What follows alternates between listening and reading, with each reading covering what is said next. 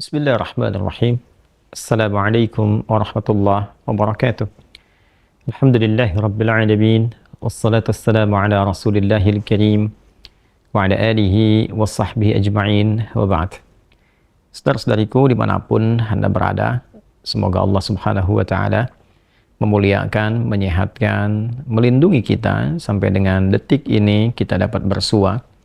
Dan lebih dari itu, semoga Allah subhanahu wa ta'ala senantiasa memberikan taufik, panduan untuk menjalani kehidupan di dunia ini agar mendapatkan rahmat Allah Subhanahu wa taala yang bisa kita bawa pulang menghadap Allah pada hari kiamat kelak insyaallah.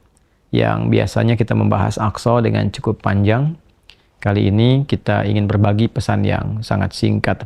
Yang dalam singkat ini kita ingin mengingatkan baik kepada diri saya pribadi dan kepada kita semua tentang satu bagian dari ayat Al-Quran yang kiranya penting kita renungi, yaitu Quran surah ke-81 At-Takwir di ayat ke-26 saat Allah subhanahu wa ta'ala berfirman, "Fa'aina tadhhabun?"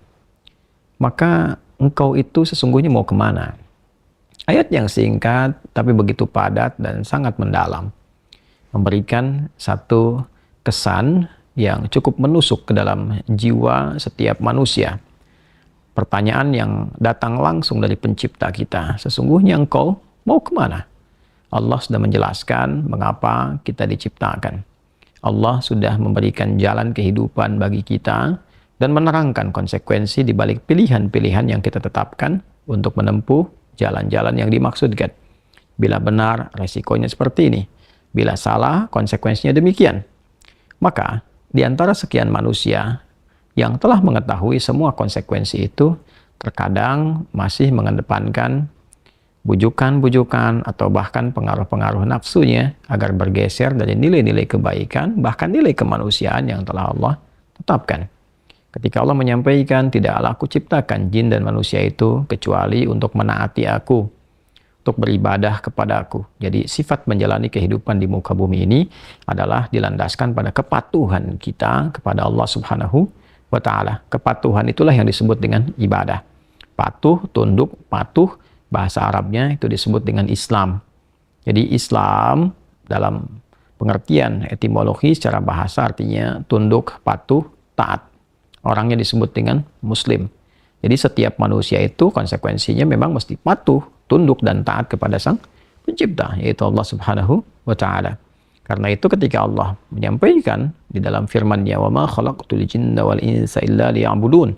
Tidaklah aku ciptakan jin dan manusia itu kecuali untuk menjadikan seluruh aktivitasnya agar menaati Allah Subhanahu wa ta'ala, dijadikan sebagai ibadah. Jadi kita dari bangun tidur sampai tidur itu sejatinya adalah memetakan kurikulum untuk menaati Allah dalam bingkai ibadah, dilatih dalam bentuk ritual. Ritual itu untuk mengaktifkan titik spiritual kita, titik roh kita. Segala yang terkait dengan roh disebut rohani. Jadi dalam diri kita ini ada spiritnya, ada rohnya. Dan itu adalah titik latihan pertama untuk mengaktifkan ya titik-titik kebertuhanan. Jadi ketika Allah sampaikan, "Tidaklah aku ciptakan engkau kecuali untuk menaatiku." Nah, titik ketaatan itu ya disebut dengan titik ritualnya. Ibadahnya ibadah ritual, ya keadaannya keadaan spiritual, itu yang penting kita aktifkan dulu. Itu sebabnya diminta kita sholat untuk mengoneksikan diri kita, mengaktifkan sinyal itu dengan Allah Subhanahu wa ta'ala, dengan Sang Pencipta. Sehingga ketika terkoneksi, terbangun kesadaran dari dalam diri kita sebagai sebuah fitrah. Nanti kesadaran itu yang akan membimbing bagian dari sifat intelektual kita, titik intelektual, ya IQ itu, ya intellectual question. Kemudian nanti titik fisik kita, physical question. Jadi nanti yang menggerakkan adalah titik spiritualnya. Ini yang memberi perintah. Kalau akal itu masih objektifnya normal saja. Karena dia hanya mengkonstruksikan pikiran, mengolah data, ya, jadi informasi menjadi knowledge. Knowledge itu yang akan diteruskan kepada fisik untuk dieksekusi. Ya, bagaimana nanti lisan bicara? Seperti apa konstruksi bicaranya? Mengatur katanya bagaimana? Memilihnya seperti apa? Menjelaskannya bagaimana? Tapi perintah untuk melakukan itu sumbernya dari sini. Ya, dari titik terdalamnya. Di dalam itu cuma ada dua. Ada jiwa takwa, ada jiwa fujur. Fa'alhamaha fujuraha wa taqwaha. Maka di dalam diri manusia itu, di titik paling dalamnya itu ada nilai kebaikan disebut dengan takwa, karakter moral kebaikan. Ada yang buruk disebut dengan fujur. Nama lainnya disebut dengan nafsu. Karena dari fujur keluar su, melewati nafas. Nafas ketemu su jadi nafsu. Quran surah ke-12 ayat 53. Wa ma ubarni'un nafsi innan nafsa la'ammaratun bis-su illa ma rahima rabbi. Maka semua tindakan kita, menatap, mendengar, berbicara, bertutur, sampai dengan berjalan, ujung kepala sampai ujung kaki, yang kita jadikan sebagai bagian dari perangkat beraktivitas itu, semua tatanannya, perintahnya kalau tidak dari takwa adalah dari fujur. Kalau bukan dari sifat baik, sifat buruk yang bersumber dari nafsunya. Maka semua kegiatan yang kita desain dalam setiap hari itu, kita tata. Dan Allah tanya, baik, engkau untuk apa bekerja? Ya Allah, saya ingin mencari rezeki. Baik, bagus. Untuk dapat uang. Setelah dapat uang mau kemana? Pengen kaya. Setelah kaya mau ngapain? Beli ini, beli itu. Setelah itu mau ngapain? Ditanya terus sampai ujungnya. Fa'ina tadhhabun. Sampai ke titik puncaknya. Kalau kamu sudah meraih apa yang kamu inginkan itu, harta sudah banyak, terkumpul, sudah mewah, rumah sudah megah, mobil melimpah, hidup juga kaya begitu rupa, terus mau ngapain? Ya. Maka orang-orang yang bingung pada akhirnya, dia mencari-cari ketenangan. Akhirnya balik lagi. Sudah kaya segala rupa, cuma cari ketenangan, akhirnya balik lagi ke desa, nyewa gubuk, nanam kangkung, nanam cabai. Terus kalau memang dengan seperti itu bisa bahagia, kenapa selama ini kerja keras mendapatkan sesuatu yang dikumpulkan? Balik ditanya. Kamu kedudukan pengen jadi apa? Terus. Yang di militer pengen dapat bintang. 1, 2, 3, 4. Kalau perlu, jenderal besar. Bintang 5. Setelah itu mau ngapain? Mau diarahkan kemana semua itu? Karena pada akhirnya semua bintang akan berguguran. Ya, wafat juga, meninggal juga. Kalau sudah selesai, purna, selesai. Demikian yang punya ilmu, punya jabatan, macam-macam. Mau diapain? Ya, ketika semua titik itu mencapai pada titik jenuhnya, di akhir itu akan balik kan. Ya, jabatan purna, harta juga jenuh. Ya. Nah, di titik itu kita disadarkan. Ditanya, mau kemana? Maka dijawablah dengan jawaban yang sangat mendalam. Inni dzahibun ila rabbi sayahdin. Yang terbaik adalah katakan, saya ini menyiapkan bekal untuk berjumpa dengan Rabbku. Itu jawaban yang paling indah. Ya, jadi kalau ditanya, mau kemana hidup ini? Kata Quran jawab, aku menyiapkan bekal untuk kembali dan berjumpa dengan Rabbku yang telah menciptaku.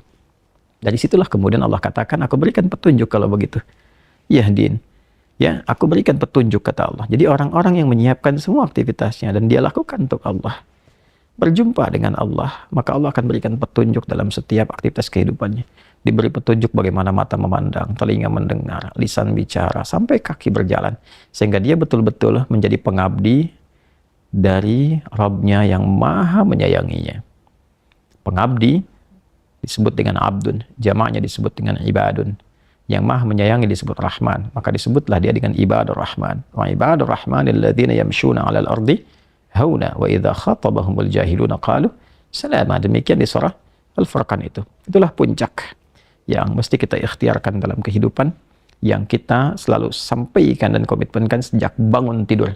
Dan kita katakan alhamdulillahilladzi ahyana ba'da ma amatana wa ilaihin nusyur. Terima kasih ya Allah, segala puji hanya milik-Mu yang telah memberi kesempatan hamba menjalani kehidupan. Padahal Engkau telah tahan nyawa hamba tadi dalam tidur.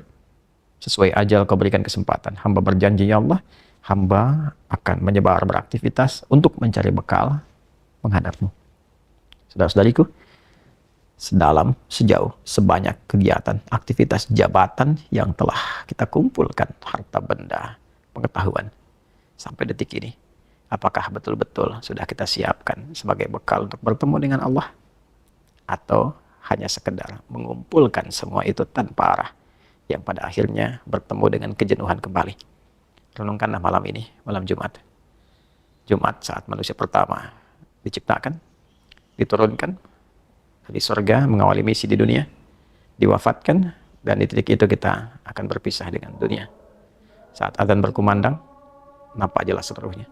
Semoga Allah muliakan kita. Selamat merenung. Allahu Akbar. Allahu Akbar. Subhanakallahumma bihamdika nasyhadu an la ilaha illa anta nastaghfiruka wa natubu ilaik. Alhamdulillahirabbil alamin. Assalamualaikum.